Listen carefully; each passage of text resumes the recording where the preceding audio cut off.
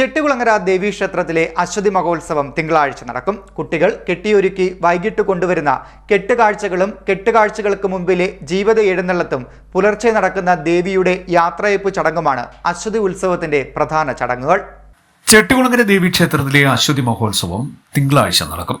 വൈകിട്ട് കുട്ടികൾ കെട്ടിയൊരുക്കി കൊണ്ടുവരുന്ന കെട്ടുകാഴ്ചകളും കെട്ടുകാഴ്ചകൾക്ക് മുന്നിലെ ജീവിത എഴുന്നള്ളത്തും പുലർച്ചെ നടക്കുന്ന ദേവിയുടെ യാത്രയയപ്പ് ചടങ്ങുമാണ് അശ്വതി ഉത്സവത്തിന്റെ പ്രധാന ചടങ്ങുകൾ. ഉച്ചയ്ക്ക് 3 മണി മുതൽ കുട്ടികൾ ഒരുക്കുന്ന കെട്ടുകാഴ്ചകൾ ക്ഷേത്രത്തിലേക്കെത്തും. ഇക്കുറി 1000-ഓളം കെട്ടുകാഴ്ചകൾ എത്തുമെന്നാണ് പ്രതീക്ഷിക്കുന്നതെന്ന് ഹിന്ദുമത കൺവെൻഷൻ ഭാരവാഹികൾ പറഞ്ഞു.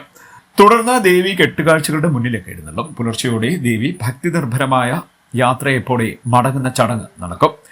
മീനഭരണി ആഘോഷത്തിൽ പങ്കെടുക്കാനായി കൊടുങ്ങല്ലൂരിലേക്ക് പോകുന്നതായാണ് വിശ്വാസം.